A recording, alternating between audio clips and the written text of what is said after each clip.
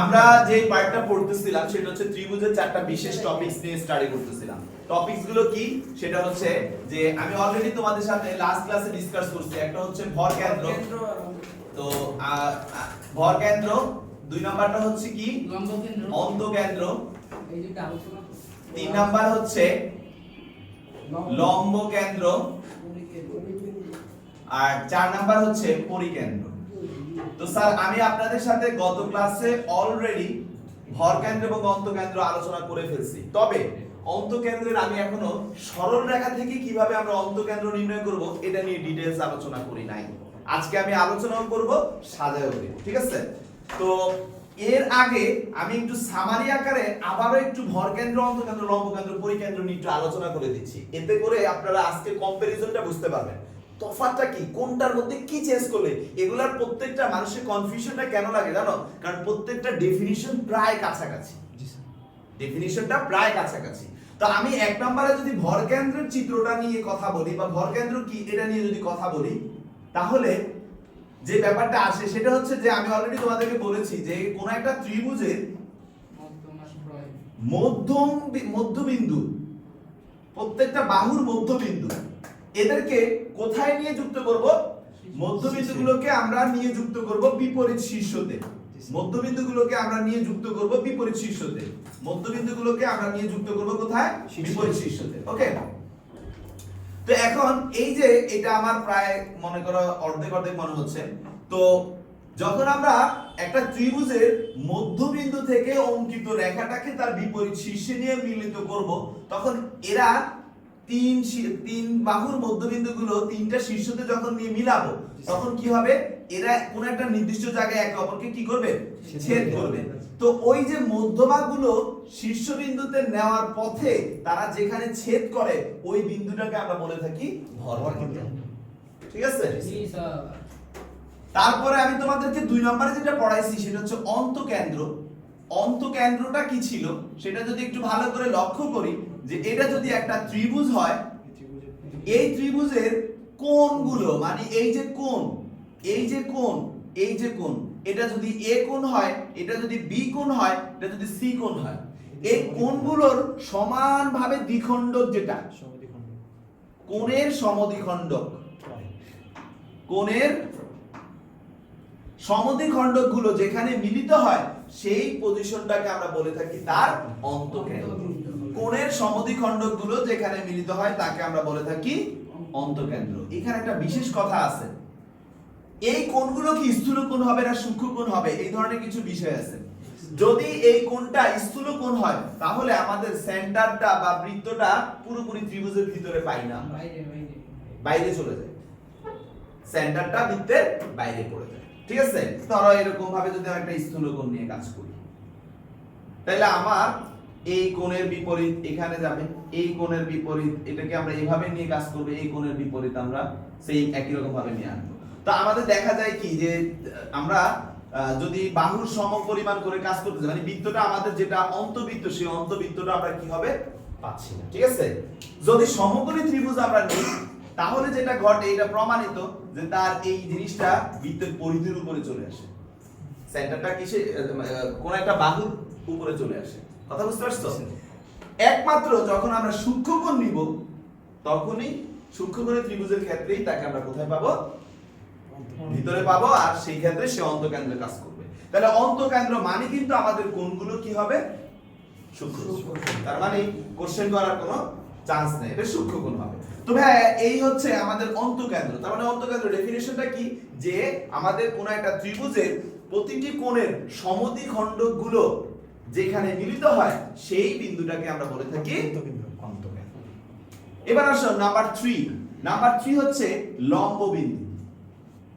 ভালো করে খেয়াল করো, লম্ব বিন্দু। আমি একটা ত্রিভুজ ড্র করলাম, এই ত্রিভুজে দেখো এই যে শীর্ষটা, কথা বুঝো, শীর্ষ থেকে তার বিপরীত বাহুর উপরে সোজা লম্ব টানবো। দেখো এখানে আমরা লম্ব টানার কোনো কথা বলিনি, এখানেও আমরা লম্ব টানার কোনো কথা বলিনি। এখানে কিন্তু ডিরেক্ট বলছি শীর্ষ থেকে কি টানতে হবে, যাতে করে এই অ্যাঙ্গেলটা কত ডিগ্রি হয়? স্বাভাবিক 90 ডিগ্রি। একই রকম ভাবে এই শীর্ষ থেকে এটার উপর লম্ব টানবো, তাহলে এই শীর্ষ থেকে যদি আমি এটার উপর লম্ব টানি তাহলে এই যে এটা লম্ব। কথা বুঝতে পারছো? একই রকম ভাবে এই শীর্ষ থেকেও আমরা লম্ব টানবো মোটামুটি ভাবে এই। ওকে, আমি আমার মতো করে ফ্রি হ্যান্ডে করছি তো মিলায় দিলাম আর কি, মিলবে তো অবশ্যই। তাহলে এই যে কোন একটা ত্রিভুজের শীর্ষবিন্দুগুলো থেকে তার বিপরীত বাহুর উপর অঙ্কিত লম্বগুলো যে বিন্দুতে ছেদ করে সেই বিন্দুকে আমরা বলে থাকি কি? লম্ব কেন্দ্র। কথা কি বুঝা গেছে? আমি আবারও বলতেছি, কোন ত্রিভুজের শীর্ষবিন্দুগুলো থেকে তার বিপরীত বাহুতে অঙ্কিত লম্বগুলো, অঙ্কিত কি? লম্ব, অঙ্কিত লম্বগুলো যে বিন্দুতে ছেদ করে সেই বিন্দুকে আমরা বলে থাকি লম্ব বিন্দু বা লম্ব কেন্দ্র। ওকে, আচ্ছা, লম্ব কেন্দ্র লিখলে আমরা যেহেতু ওখানে কেন্দ্র লিখছি, লম্ব কেন্দ্র। এবার আসো 4 নাম্বার, পরিকেন্দ্র। পরিকেন্দ্র যেটা, ভালো করে খেয়াল করো এটাতে, পরিকেন্দ্রের কথাটা ভালো করে খেয়াল করো। পরিকেন্দ্র হচ্ছে, এটা যদি একটা ত্রিভুজ হয় আর এই ত্রিভুজের এটার সাথে এটার অনেকে কনফিউজড হয়। এখানেও মধ্যবিন্দু থেকে আমি কাজ করছি, এখানেও আমি মধ্যবিন্দু থেকে কাজ করব। এখানে এটার মধ্যবিন্দু হচ্ছে এটা, এটার মধ্যবিন্দু হচ্ছে এটা, কিন্তু কথাটার মধ্যে কাহিনী আছে। পরিকেন্দ্র হচ্ছে একটা ত্রিভুজের প্রতিটি বাহুর লম্ব সমদ্বিখণ্ডক, মানে কি? লম্বভাবে সমান দ্বিখণ্ডক করবে। কিন্তু এখানে কি আমি একবার বলছি লম্ব সমদ্বিখণ্ডক? আমি বলছি মধ্যবিন্দু আর শীর্ষের মিলন। আর এখানে শীর্ষের সাথে মিলতেও পারে, যেমন আমি যদি এখানে লম্ব টানি, লম্ব সমদ্বিখণ্ডক, এই যে লম্ব টানলাম, মিলছে শীর্ষতে গিয়া? আমি যদি এখানে লম্ব টানি, আমি যদি এখানে লম্ব টানি, তাহলে এরা যেখানে কি মিলিত হচ্ছে সেই বিন্দুটা হচ্ছে আমাদের কি? পরিকেন্দ্র। মনে থাকবে? তার মানে একটা ত্রিভুজের লম্ব সমদ্বিখণ্ডকগুলো যে বিন্দু দিকে মিলিত হয় সেই বিন্দুকে বলা হয় ওই ত্রিভুজের পরিকেন্দ্র। ওকে, আর এদেরকে ধরে আমরা যদি একটা বৃত্ত অঙ্কন করি, ধরো আমি বৃত্ত অঙ্কন করলাম, বৃত্তটা ভালো হয় নাই, দুঃখিত। হ্যাঁ, তাহলে এই বৃত্তটা হচ্ছে আমাদের পরিবৃত্ত। এর যে ব্যাসার্ধ হবে সেই ব্যাসার্ধকে আমরা পরিবৃত্তের ব্যাসার্ধ বলবো। আমি সূত্রটা লিখে দিচ্ছি, a b c divided by 4 ত্রিভুজ a b c। a b c মানে কিন্তু বাহুগুলো, ঠিক আছে? এটা হচ্ছে পরিবৃত্তের ব্যাসার্ধ। আর অন্তবৃত্তের ব্যাসার্ধ যেটা মনে আছে না সবার? সেটা কি ছিল? 2 ইনটু ত্রিভুজ a b c divided by a plus b plus c। এটা হচ্ছে অন্তবৃত্তের ব্যাসার্ধ মানে অন্তব্যাসার্ধ। তো স্যার এই হচ্ছে আমাদের টোটাল 4টা ত্রিভুজে, প্রত্যেকটার মধ্যে কথার তফাৎ ছিল। এই দুইটার ডেফিনিশন দরকার হলে আমি আবার বলবো পরে যখন পড়াবো। তো অন্তকেন্দ্রের কনসেপ্টটা আমি গত ক্লাসে স্থানাঙ্ক পর্যন্ত শিখাই গেছি, আজকে সরল রেখা থেকে শিখাবো। ঠিক আছে, আজকে আমি সরল রেখা থেকে শিখাবো। তো সবাই একটু মনোযোগ দিবা প্লিজ। স্যার, হ্যাঁ, পরিকেন্দ্র তাহলে লম্বকেন্দ্র আর ভরকেন্দ্রের সমষ্টির মত বলা যায়? লম্বকেন্দ্র আর ভরকেন্দ্র দুটো ঠিক আসছে এরকম? না না না, এই ধরনের বিষয় কোনটা থেকে কোনটা আসে না কোনো। হ্যাঁ, বহিকেন্দ্র নামে কিছু নাই। না, আমরা ত্রিভুজের বাইরে না, ত্রিভুজের ভিতর নিয়ে কথা বলতেছি সব। বহিকেন্দ্র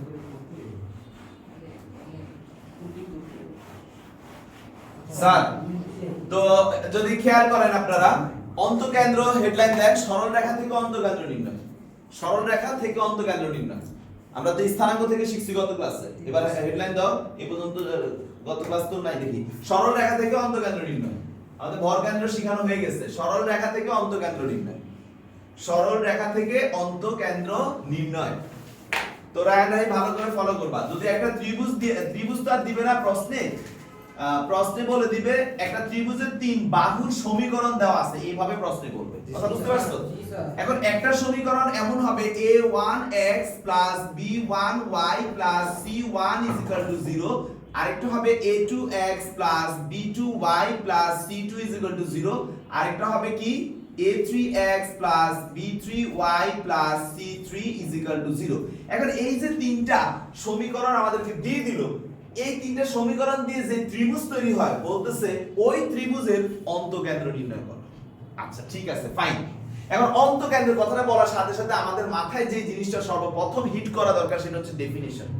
অন্তকেন্দ্রের ডেফিনিশনই আমাদের অ্যানসার। ডেফিনিশন কি বলছে খেয়াল করে দেখো যে কোণের সমদ্বিখণ্ডক, আর আমরা 3.7 এ কিন্তু সরল রেখার কোণের সমদ্বিখণ্ডকের সমীকরণ শিখছি না জি কি স্যার মজিদ? এটা দিয়েই তো এই চ্যাপ্টারে অনেক দিন ধরে পড়ে আছি। জি স্যার। তো আমরা জানি সমদ্বিখণ্ডকের সমীকরণ কি।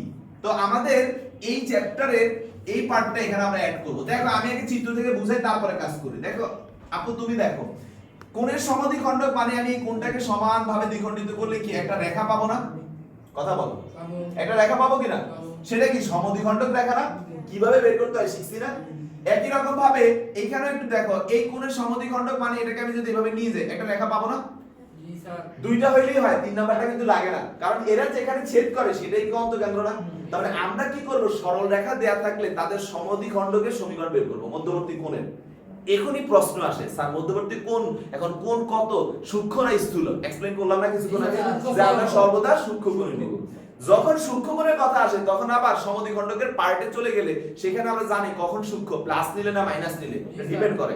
কখন হবে, আমরা যদি a1 a2 plus b1 b2 greater than 0 হয় তাহলে আমরা কি দিয়ে সূক্ষ্ম কোণ পাবো? প্লাস নি স্যার মাইনাস নিয়ে সূক্ষ্ম পাবো, ঠিক আছে? এরকম আর যদি a1 a2 plus b1 b2 less than 0 হয় তাহলে কি প্লাস নিয়ে আমরা সূক্ষ্ম কোণ পাবো। মনে থাকবে? তো এই যে জিনিসটা এটা তো আমরা আগেই শিখছি। জি স্যার। কথা বল, আগেই শিখছি। এখন আমরা প্লাস নেই আর মাইনাস নেই, আমাদের যে সমদ্বিখণ্ডকের সমীকরণ অর্থাৎ আমি যে এই যে ডটেড লাইন দিয়ে যে সমীকরণটা দেখাচ্ছি সেটা কি? কথা বলে না a কোণের সমদ্বিখণ্ডকের সমীকরণ না? জি স্যার তো এই a কোণের সমদ্বিখণ্ডকের সমীকরণ আমরা কিভাবে বের করব? Sir a1x plus b1y plus c1 divided by কি √a1 square plus b1 square is equal to, এখন আমি কি জানি যে সে কি পজিটিভ না নেগেটিভ? না স্যার তাই আপাতত তোমাদের জন্য আমি প্লাস মাইনাস দিয়ে রাখতেছি, কিন্তু তোমাদের অঙ্কে কি প্লাস মাইনাস হবে? না, হয় স্যার। প্লাস না হয় মাইনাস। মাইনাস। তা আমি যেহেতু জানি না আপাতত দিয়ে রাখতেছি, এটা কনফার্ম হবে কিভাবে? এটা ব্যবহার করে। কথা বুঝতে পারছো? এভাবে আমরা কনফার্ম হয়ে তারপরে চিহ্ন ব্যবহার করব। আচ্ছা দ্বিতীয়টা কি a3x plus b3y plus c3 is equal to 0 divided by a3 square b3 square। হ্যাঁ থ্যাংক ইউ। আর ওটা ইজ ইকুয়াল টু 0 দাও হ্যাঁ ইজ ইকুয়াল টু 0 টা বার করতে না ওটা থ্যাংক ইউ। তো এখন একটু দেখো যে এটা হলো কি এই যে a কোণের সমদ্বিখণ্ডকের সমীকরণ না? জি স্যার এবার যদি তোমরা বলো স্যার b কোণের সমদ্বিখণ্ডকের সমীকরণ করব, এটা হলো a কোণের, তাহলে b কোণেরটা তোমরা বলো তো আমি লিখি। a1x b কোণের সমদ্বিখণ্ডকের সমীকরণ বলো। কি কি আছে? b কোণকে টাচ করছে কে কে? a1x আর a2x, তাহলে a1x plus b1y plus c1 divided by a1 square b1 square is equal to a2x b2y c2 divided by a2 square plus b2 square. Plus minus ব্যবহার করব কারণ আমরা কনফার্ম না, ঠিক আছে? তাহলে এই যে এভাবে আমি a কোণের সমদ্বিখণ্ডক বের করলাম, তাহলে কি একটা রেখা পাবো না? জি স্যার এভাবে b কোণের বের করলাম, আরেকটা রেখা পাবো না? জি স্যার। এবার এই দুইটা রেখাকে কি করলে আমরা অন্তঃকেন্দ্র পেয়ে যাব? সমাধান সমাধান বা ছেদ বিন্দু বের করা জি যাবে। স্যার। বুঝা গেছে? জি স্যার। তাহলে এবার একটু চিত্র আঁকো, আঁকার পরে আমি যেভাবে বলবো সেভাবে লিখবা। চিত্র আঁকো। আর এঁকেছি। আপু লিখতে তো বলবো, স্যার আমি তো সাজায় দিব। তুমি এতদিনও বুঝো না, ভাইয়া বুঝাইছি, এখন আমি বলবো লেখার কথা আর তখন আমি সাজায় বলে দেব, ঠিক আছে? চিত্র আঁকো। স্যার আসি দাও ওই যে হাতে আঁকেন। সি হাসি তুমি তো ভুল বল সমস্যা নেই হয়ে যাবে।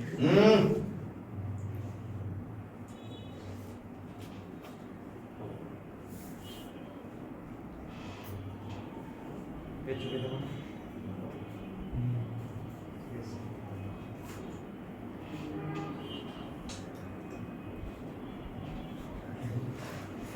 নাকি? জি স্যার। আচ্ছা লেখাটা এভাবে লেখো যে যদি কোনো ত্রিভুজের তিন বাহুর সরল রেখার সমীকরণ দিয়ে, আমি তো বুঝাইছি জাস্ট লেখা দিচ্ছি কারণ পরে যদি ভুলে যাও সেজন্য, যদি কোনো ত্রিভুজের তিন বাহুর সরল রেখার সমীকরণ দিয়ে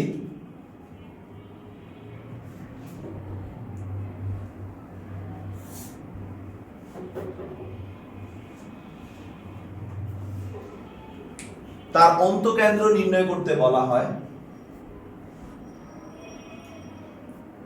অন্তকেন্দ্র নির্ণয় করতে বলা হয়, সেক্ষেত্রে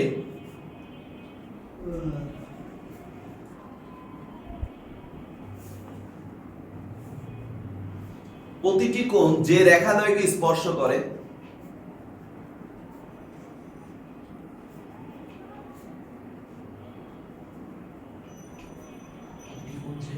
প্রতিটি কোণ যে রেখাদ্বয়কে স্পর্শ করে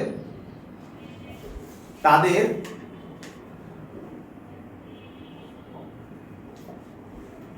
ব্যবহার করে ওই কোণের সমদ্বিখণ্ডকের সমীকরণ নির্ণয় করব। তাদের ব্যবহার করে ওই কোণের সমদ্বিখণ্ডকের সমীকরণ নির্ণয় করব। ওই কোণের সমদ্বিখণ্ডকের সমীকরণ নির্ণয় করব।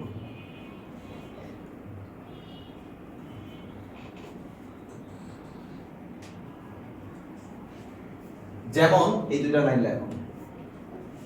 এ কোণের ক্ষেত্রে বি কোণের ক্ষেত্রে দাও দেয়া হচ্ছে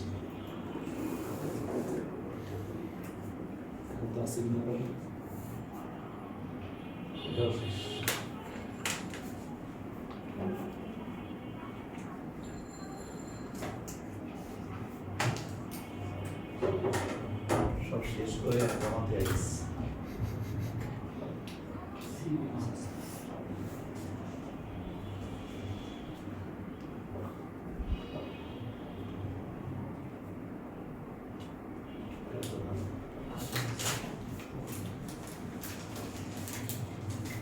অফিসে দেখেন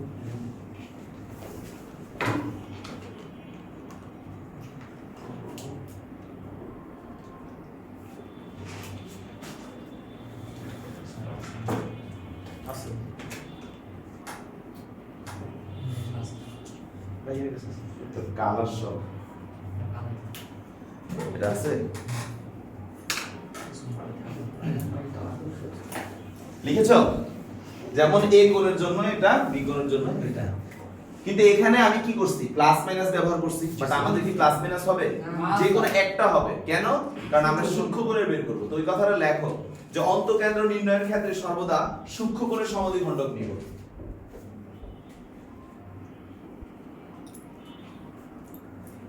অন্তঃকেন্দ্র নির্ণয়ের ক্ষেত্রে সর্বদা সূক্ষ্ম কোণের সমদ্বিখণ্ডক নিব।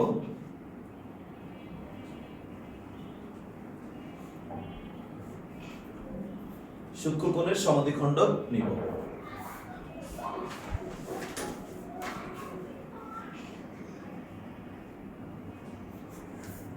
সেক্ষেত্রে এই দুইটা লাইন লেখো। সেক্ষেত্রে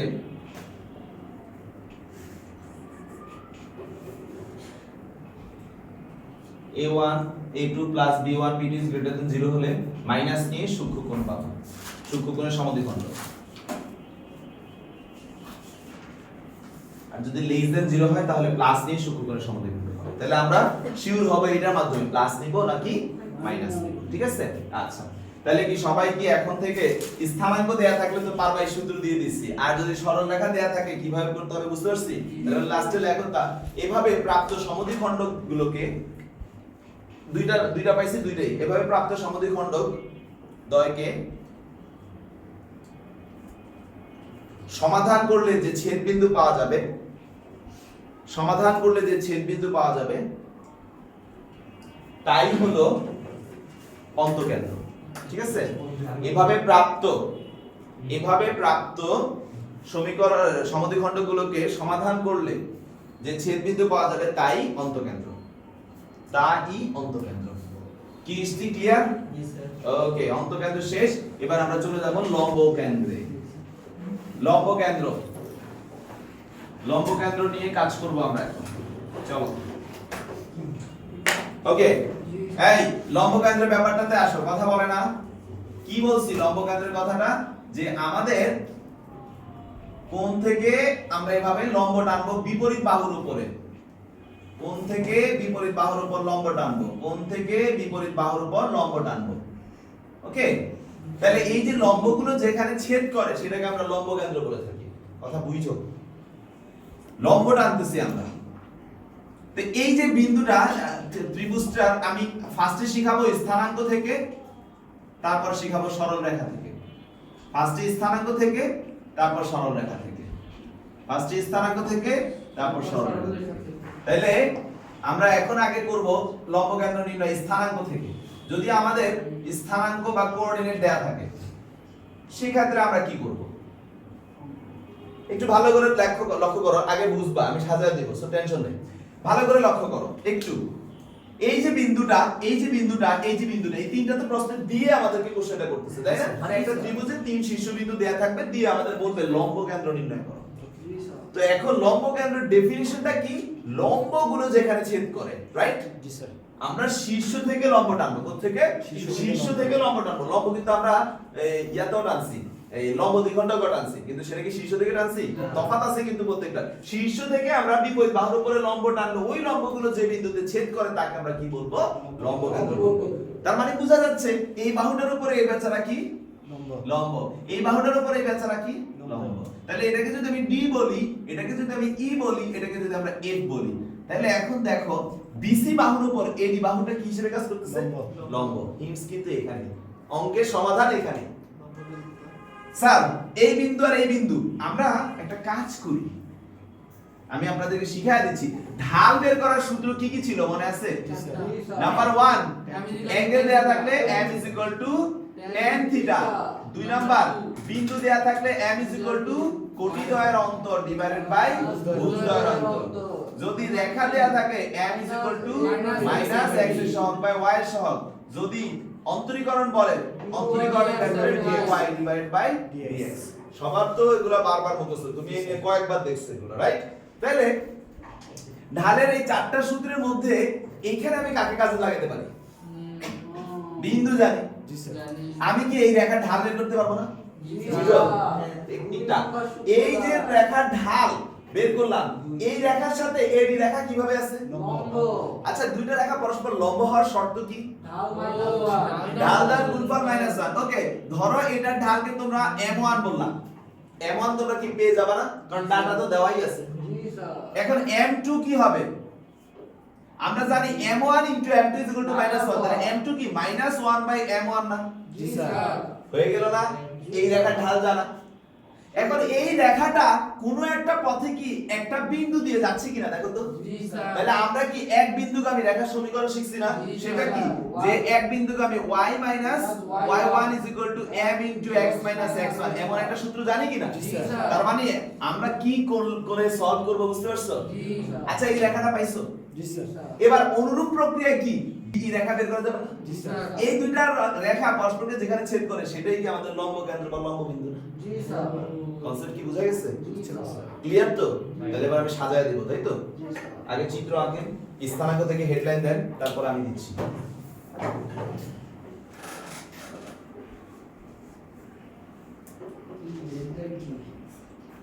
শুরু করো ভাই। হেডলাইন হচ্ছে স্থানাঙ্ক থেকে, স্থানাঙ্ক থেকে লম্ব কেন্দ্র নির্ণয়।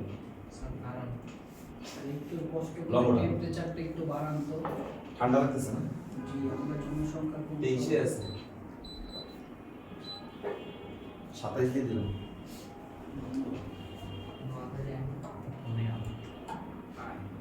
হ্যাঁ,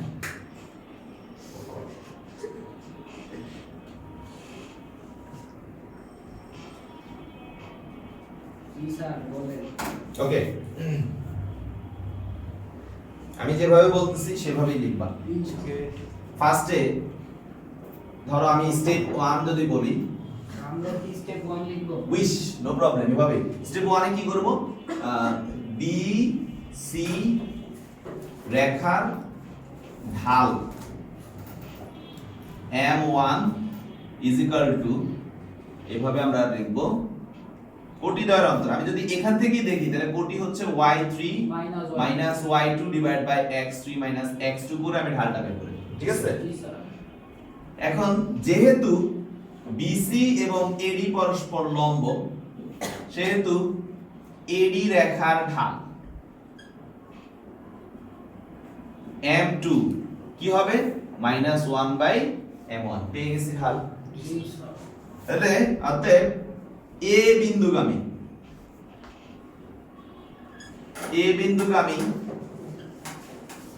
ও m2 ঢাল বিশিষ্ট এডি রেখার সমীকরণ হলো আমরা এভাবে y মাইনাস এখানে y 1 ই আছে ইজ ইকুয়াল টু ঢাল বলতে m2 x মাইনাস x1 এভাবে সমীকরণটা বের করে ফেলবো ঠিক আছে মিস্টার সাবির জি জি তাহলে কোন সমীকরণ পাইছি AD তাই না জি স্যার এভাবে লেখো অনুরূপ ভাবে BE রেখার সমীকরণ নির্ণয় করব বুঝানো লাগবে না বুঝবা বুঝবো মুয়াজ্জিন BE করার জন্য এইটা জানি আমরা তাই না জি স্যার এইটা ঢাল বের করে এই ঢালের উপরে এটা কি লম্ব না এটা ঢালকে কি এখন আবার m1 m2 বলবা না m3 বলবা m3 এখন m3 এর উপরে BE কি লম্ব না জি স্যার তার মানে m4 কি হবে -1 বাই M3 m3 তারপরে সেম ভাবে আমরা এই যে B বিন্দু দিয়ে যায় জি স্যার BE রেখার সমীকরণ বের করব ঠিক আছে তাহলে লেখা হলে আমি বলবো নেক্সট অনুরূপভাবে দাঁড়াও যে জানি ভাইয়া লেখা হলে লেখো অনুরূপ ভাবে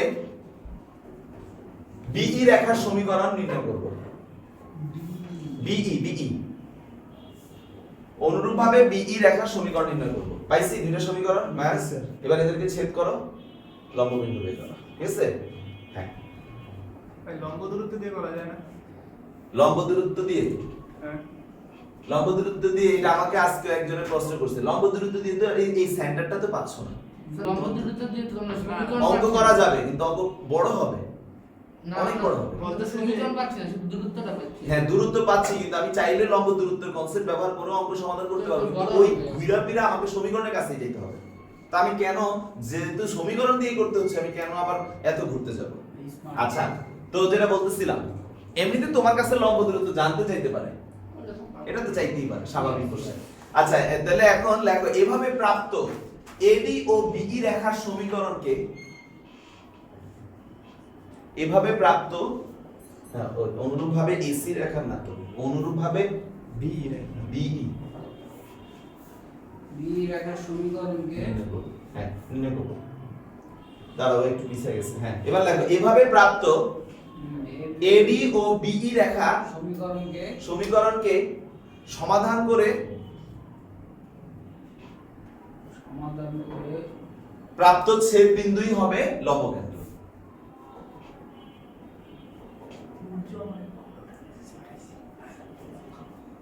প্রাপ্ত ছেদ বিন্দুই হবে লম্বকেন্দ্র ঠিক আছে হ্যাঁ তোমরা স্থানাঙ্ক থেকে শিখে ফেললাম এখন দেখি এইটা কেউ আমাকে এবার হেডলাইন দাও সরল রেখা থেকে নির্ণয় সরল রেখা থেকে নির্ণয় আমার চিত্র আঁকবো না না না চিত্র নিয়ে টেনশন করার কিছু নাই তবে আঁকলে ভালো আচ্ছা আমি কিন্তু কাগজ কলম কিনেই দিছে এই বয়সে সত্যিস আচ্ছা এখন দেখো এটা একটা ত্রিভুজ যার সরল রেখাটা দেওয়া থাকবে এটা একটা ত্রিভুজের বাহু যার সরল রেখাটা দেওয়া থাকবে একটা ত্রিভুজের তিনটা বাহুর রেখাগুলো দেওয়া থাকবে আগের মধ্যে a1x b1y c1 = 0 a2x b2y c2 = 0 a3x b3y c3 = 0 sir সরল রেখা দেয়া থাকলে এখন কিভাবে নির্ণয় করব ফার্স্ট অফ অল এই দুইটা রেখা ছেদ বিন্দু এটা তাই না জি স্যার বের করে ফেললাম তারপর এখানে এই দুইটা রেখা ছেদ বিন্দু এটা তাই না জি বের স্যার করে ফেললাম এই দুইটা রেখা ছেদ বিন্দু এটা তাই না জি, স্যার। বের করে ফেললাম তারপরে কি আগের মত না এটা হলো একটা প্রসেস আরেকটা প্রসেসও আমাদের ছেদ বিন্দু লাগবে at least দুইটা লাগবে তো দুইটা বের করতে পারলে আর একটা বের করার সমস্যা কি ঠিক আছে দুইটা লাগবে সেটা কি যে স্যার আমি তো রেখা জানি রেখার ঢাল বের করতে পারবো না 3 নাম্বার প্রসেসে জি স্যার রেখার ঢাল জানছি মানে এটা ঢাল জানি কিন্তু এটা সমীকরণ যে করব সেটার জন্য একটা বিন্দু লাগবে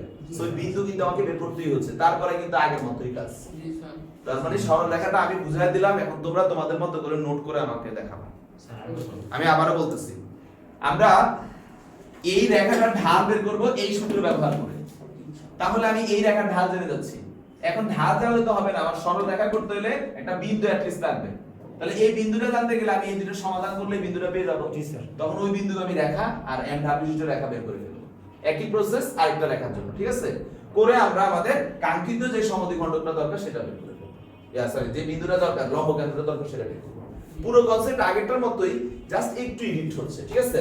তাহলে সরল রেখা থেকে কিভাবে করবা এটা তোমরা নিজেরা নিজেদের মতো করে সাজায় আমাকে দেখাবা। ওকে, তোমাদের কনসেপ্ট আমি চেক করব। কথা বুঝছো? এবার আসো, তাহলে আমরা শিখে ফেললাম লম্ব কেন্দ্র, এবার চলে যাই পরিকেন্দ্রের কাছে। চলো পরির কাছে চলে যাই।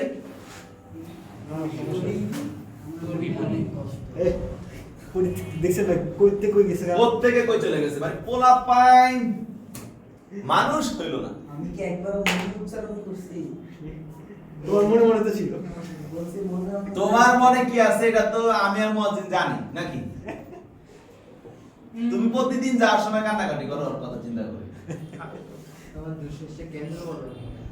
বাংলা স্কুল পরে মনে হয় বাংলা করতে গেলে ওইটা গ্রামে গান গাইছি। এই এবার একটু খেয়াল করো যে এখানে পরিকেন্দ্র কনসেপ্টটা কি ছিল, এটাকে লম্বভাবে দ্বিখণ্ডিত করব। জি স্যার। জি স্যার 3.6 এ কিন্তু লম্ব দ্বিখণ্ডকের উপর অনেকগুলো অঙ্ক শিখছি আমরা। 3.6 এ এটাকে আমি লম্বভাবে দ্বিখণ্ডিত করব। আচ্ছা এটাকে লম্বভাবে দ্বিখণ্ডিত করব। তো যেখানে ছেদ করতেছে ওই ছেদ বিন্দুটাকে আমরা কি বলি? পরিকেন্দ্র বলি। তো এখন স্যার দেখো, ধরো আমাদের পরিকেন্দ্র কোনটা আমরা চিনলাম, আচ্ছা কিন্তু চিনার চেয়ে দরকার হচ্ছে ডেফিনিশন ভালো বোঝা। ডেফিনিশনটা কি? ডেফিনিশনটা হচ্ছে যে আমরা যখন কোন একটা ত্রিভুজের প্রতিটা বাহুর লম্ব সমদ্বিখণ্ডক করব, তখন ওই লম্ব সমদ্বিখণ্ডকগুলো যে বিন্দুতে গিয়ে মিলিত হবে ওই বিন্দুটাকে আমরা বলে থাকবো পরিকেন্দ্র। কথা বুঝা গেছে? তো মুয়াজ্জির, এখন আমাদের দুই ভাবে আমি তোমাদেরকে শিখাচ্ছিলাম। এটা আমার ফার্স্ট একটা হচ্ছে যদি স্থানাঙ্ক দেয়া থাকে জ্যামিতির। দেখো আরো এক ভাবে করা যায়, সেটা হচ্ছে ত্রিকোণমিতি থেকে 7.7। সেটা তো আমরা এখনো শিখি নাই, সেটা যখন শিখব তখন ওইটা দেখবো। বাট এখন আমরা এখান থেকে জানি, এখান থেকে শিখবো স্থানাঙ্ক থেকে। এবার আসো স্থানাঙ্ক থেকে কি, ধরো এটা a কি দেয়া থাকবে x1, y1, এটা b কি দেয়া থাকবে x2, y2, এটা c কি দেয়া থাকবে x3, y3। এই যে তিনটা করে বিন্দু দেয়া আছে, এখন একটু লক্ষ্য করো, একটু আগেরটার এটার মধ্যে কোনো তফাৎ নাই কিন্তু। ইয়েস ইয়েস একটা তফাৎ আছে, আগেরটাতে এই জিনিসটা গিয়ে এই শীর্ষ দিয়ে যেত, কিন্তু এখানে যাচ্ছে না। তফাৎটা এখানে, কিন্তু আরেকটা রিলেশন দিয়ে দিছে, মানে আমার দরকার যে বিন্দুটা সেই বিন্দু কিন্তু দিয়ে দিছে। সেটা কেমন? বি আর সি এর এটা কি মধ্যবিন্দু না? জি স্যার তার মানে আমরা কি মধ্যবিন্দু তো বের করেই ফেলতে পারবো। এটা যদি বি হয় তাহলে x2 x3 divided by 2, y2 y3 divided by 2। আবার এটার আর এটার মধ্যবিন্দু কি এটা না? এটা মধ্যবিন্দু কেন হবে ভাই? মধ্যবিন্দু থেকে তো লম্ব সমদ্বিখণ্ডক, সমান দ্বিখণ্ডক। একে তো সমদ্বিখণ্ডক, তারপর ই বিন্দু কিভাবে বের করব? ই বিন্দু বের করব হচ্ছে x1 x3 divided by 2, y1 y3 divided by 2। তো স্যার আপনারা এখন দেখেন, ফার্স্ট অফ অল এই দুইটা বিন্দু দিয়ে যে রেখাটা গেছে এতে ঢাল বের করা যাবে না? কথা বলো, ঢাল বের করতে পারবা? এবার ওই ঢালের উপরে এটা কি লম্ব সমদ্বিখণ্ডক, মানে কি লম্ব না? জি স্যার। তার মানে কি এই লম্বটার সমীকরণ বের করতে পারবো না? সমীকরণটা মানে m বের করতে পারবো না? জি স্যার। একটু আগে যেভাবে, এটা কি লম্ব না? তাহলে এটা ঢাল বের করবে আগে যেভাবে করছি। স্টেপ 1 ঢাল কিভাবে? বিন্দুর কনসেপ্ট। এবার ওই ঢালের সাথে এটা কিভাবে আছে? লম্ব। মনে করো এটা ডি, তো এখানে একটা নাম দাও না, ডি, এখানে কি দিবা তোমরা? জি। বা আচ্ছা এটা তো আমাদের লম্ব পরিকেন্দ্র থেকে ও দেই, ও দেই। এস দেয়। তো ও যদি দেই তাহলে ডিও সে কি বিসি এর উপরে লম্ব না? জি স্যার। তাহলে একটু আগে যেভাবে করছো, মানে আমরা যে লম্ব বিন্দু বা লম্ব কেন্দ্র যেভাবে বের করছি সেম প্রসেস না? একটা বিন্দু দরকার, সেই বিন্দুটা জেনে গেছি না? কিভাবে বের করব? মধ্যবিন্দুর কনসেপ্ট করে। তাহলে এই বিন্দু দিয়ে যায় এবং ওই ঢাল বিশিষ্ট সরলরেখার সমীকরণ বের করা যাবে। জি স্যার। একই রকম ভাবে কি ইওর বের করা যাবে না? জি স্যার। এবার ডিও আর ইও কে ছেদ করলে কি পেয়ে যাব?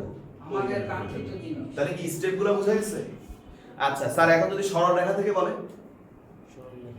রেখা দেয়া আছে, রেখা দেয়া আছে, রেখা দেয়া আছে, পুরোটা কি আগেরটা নাও।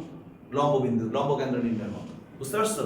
তাহলে আমাকে তোমরা নেক্সট ক্লাসে, তোমাদের কাজই এটা, নেক্সট ক্লাসে ভর কেন্দ্র, অন্তকেন্দ্র, লম্ব কেন্দ্র, পরিকেন্দ্র, এটার উপরে ডেফিনিশন, চিত্র এবং স্থানাঙ্ক থেকে কিভাবে সলভ করব, সরল রেখা থেকে কিভাবে সলভ করব, এটার উপরে সুন্দর করে নোট করে নিয়ে আসবো আমার জন্য। ঠিক আছে মুয়াজ্জিন? কোনো ভুল যেন না হয়। ওকে। ঠিক আছে আপু, পুরো 4টা কনসেপ্টের উপরে নোট চাই, এই 4টাতে যেন জীবনে কোনো ত্রুটি না হয়। হেল্প করতে পারবো যদি একটু সাথে। অফ কোর্স আমাকে আমি তো- যে কোনো কাজের জন্য আসি। এখন এই যে পরিকেন্দ্র, এটার ব্যাসার্ধটা নির্ণয়ের সূত্রটা, এটা জাস্ট সূত্রটাই মাথায় রাখলে হবে। কি sir, a b c divide by 4 into ত্রিভুজ ABC। এই কথাটা মানেটা কি? এ মানে কি, এই যে এটা যদি এ কোণ হয়, এ কোণের বিপরীত টোটাল বাহুর দৈর্ঘ্যকে আমরা এ বলি। এটা যদি বি কোণ হয়, বি কোণের বিপরীত টোটাল বাহুর দৈর্ঘ্যকে আমরা কি বলি? বি বলি। এটা যদি সি কোণ হয়, সি কোণের বিপরীত টোটাল বাহুর দৈর্ঘ্যকে সি বলি। তাহলে কি আমরা বাহুগুলোর দৈর্ঘ্য বের করব? জি স্যার। দৈর্ঘ্য বের করার পরে 4 ইনটু এটাকে তোমরা ক্ষেত্রফল বের করা করতে পারো। আর আরেকটা প্রসেস আছে স্বাভাবিক, যেটা ত্রিকোণমিতিতে করি, সেটা হচ্ছে যে আমরা যেহেতু এবিসি জানি, জি স্যার। তাহলে কি পরিসীমা বের করতে পারবো না? জি স্যার। তার অর্ধ পরিসীমা করা যাবে না? অর্ধ পরিসীমা করলে আমরা কি একটা সূত্র জানি না, 4 into s minus a s minus b s minus c। এই সূত্র ব্যবহার করে কি তার ক্ষেত্রফল বের করা যাবে না? জি স্যার। এমনি জ্যামিতির ক্ষেত্রফল সূত্র করতে পারো, কোনো সমস্যা নাই। আর একটা প্রসেস কি, এটা করা যাবে? আমি যেহেতু বাহুগুলো জানি, কথা বল, জি স্যার। জানি কি না? তাহলে তোমাদেরকে যে আমি অন্তঃকেন্দ্রে বলছিলাম, আমি বলছিলাম যে বলবো এগুলো অন্তঃকেন্দ্রে কি ছিল, 2 ইনটু ত্রিভুজ ABC divide by a plus b plus c, এটা ছিল না? তাহলে তোমরা যেহেতু a ও জানো, b ও জানো, c ও জানো, যোগ করে s জানো, মানে এটারে যদি আমি সূত্র এভাবে বলি যে 2 ইনটু ত্রিভুজ ABC ডিভাইড বাই 2s, কথা কি বুঝতেছো? 2 কাইটা দিই, চাইলে কি এটাও বলা যায় না? যায় কি না? এইটাও বলা যায়। তো এই যে ত্রিভুজ ABC, ক্ষেত্রফল নির্ণয় কিন্তু নানান ভাবে করা যায় একটা ত্রিভুজের। হাফ ইনটু ভূমি ইনটু উচ্চতা, দুইটা বাহুর মধ্যবর্তী কোণ জানা থাকলে হাফ ইনটু বাহু দুইটার মধ্যবর্তী কোণ ইনটু যে দুইটা বাহুর কথা বলতেছি তাদের। তো আমরা কি AB sin থিটা এভাবে করছি না? থিটা বলতে কোন কোণটা যাদের মধ্যবর্তী বলে, তো দুইটা বাহু, এটা যদি A হয়, এটা যদি B হয়, এদের মাঝের যে কোণটা আমরা বের করব, তো সেই কোণটাকে ব্যবহার করে আমরা কাজ করব। তো এই বাহুটার নাম কি? C। এই বাহুটার নাম কি? মধ্যবর্তী কোণ, কিন্তু তার বিপরীত যে বাহুটা বাকি থাকে তার কোণ। আবার আমি যদি A নেই আর সরি A বাহু আর B বাহু নেই, তাহলে কি হবে? Half AB sin C। সূত্রগুলো হবে কি? হাফ AB sin C, কারণ কোণ কোণ তো আসলে কি? C। সব সময় যে বাহু দুইটা নিবা তার বিপরীত যে বাহুটা বাকি আছে তার কোণটাই হচ্ছে সাইনে আসে।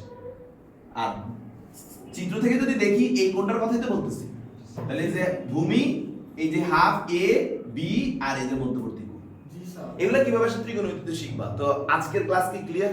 জি স্যার। Okay fine. তাহলে আপনাদের যে আপু এগুলা, হ্যাঁ, আর দ্বারা ব্যাসার্ধ বোঝাচ্ছে, অন্তঃব্যাসার্ধ, পরিব্যাসার্ধ, ঠিক আছে স্যার। তো এখন আমার কথা শুনো, তোমাদের ভর কেন্দ্র, অন্তঃকেন্দ্র, লম্ব কেন্দ্র, পরিকেন্দ্র, এই কনসেপ্টে স্থানাঙ্ক থেকে আসলে পারবা না? জি স্যার। সরল রেখা থেকে আসলে জি, পারবা। স্যার।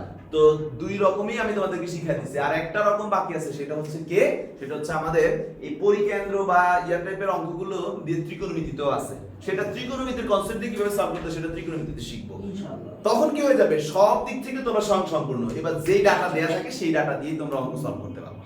ওকে, তো আজকে ক্লাসটা এই পর্যন্তই থাকলো, ঠিক আছে?